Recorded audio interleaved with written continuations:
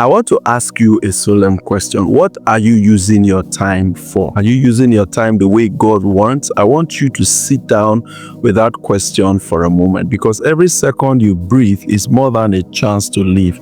It is a piece of eternity placed in your hands. Psalm 90 verse 12 says, "Teach us to number our days that we may gain a heart of wisdom." God did not give you time so you could simply exist. He gave you time so you could prepare for eternity. Your life on earth is short. Even if you live 100 years, it is nothing compared to everlasting life. James 4:14 says, "Your life is a vapor that appears for a little time and then vanishes away." But here is the weight of it. What you do with this vapor affects what you will meet in eternity. The choices you make, the love you give, the souls you reach, the obedience you walk in, these things follow you into forever. Revelation 22:12 says, "And behold, I am coming quickly, and my reward is with me, to give to everyone according to his work." Your time here on earth is a planting season, and eternity is the harvest. You're not just passing through earth, you are building something that God himself will evaluate. But many people live as if time is endless. They say, "I will pray later, I will forgive later, I will obey later, I will surrender later." But you see, later becomes tomorrow, tomorrow becomes next month, and next month turns into years. Meanwhile, eternity moves closer. The early church refused to live that way. They lived as if every hour mattered, because they believed Jesus could return at any moment. Acts 2 shows us how they were praying daily, gathering daily, giving daily, and preaching daily. Nothing about their lives said, "We have time." Their urgency shook cities, broke chains, opened prisons, and changed history.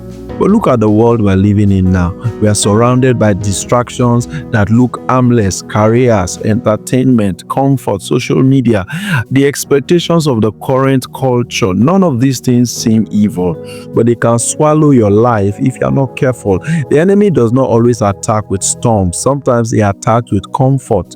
Sometimes he attacks by keeping you busy with things that do not touch eternity. Ephesians 5:16 says, "Redeeming the time, because the days are evil." And the days truly are evil. You can see it clearly. Wars breaking out, nations rising against nations, bloodshed becoming normal, ungodly lifestyles celebrated without shame, relationships falling apart, children growing up without direction. Wickedness that many could not even imagine 20 years ago is now public and applauded. It's now becoming normal.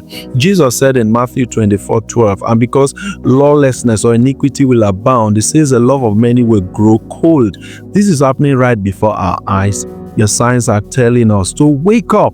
They are telling us that time is not something we can waste. So let me ask you, how are you spending the time God gave you? If the next hour of your life was the last one before you stepped into eternity, would you be ready? Would you be confident that your time on earth was used for God's purposes?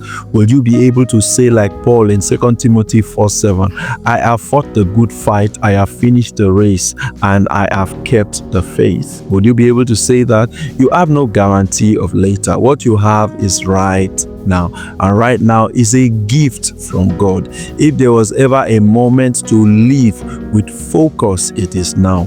If there was ever a time to guard your heart, it is now. If there was ever a season to align and put your time right with eternity, it is now. Use your days to love God deeply, serve Him. Use your hours to obey Him. Use your strength to serve His kingdom. Use your influence to win souls. Use your voice to point people to Jesus. Use your platform to draw people to God, because every moment you give to God becomes part of your eternity. Tell Him today, "Lord, teach me to number my days. Help me to live with purpose. Help me to live ready." Your time is a preparation for eternity. Do not waste it. We're not talking about missing heaven and stuff like that. No, that's not the point of this post. The point of this post is that whatever you are doing with your time will reflect in the rewards and the impact of your life in eternity. And this life you are living is temporary, so focus on what truly matters. eternity. God bless you. Live now. Everything you do, let it be a preparation for eternity. That's the whole point. Every time, every second, every minute, every moment counts. God bless you.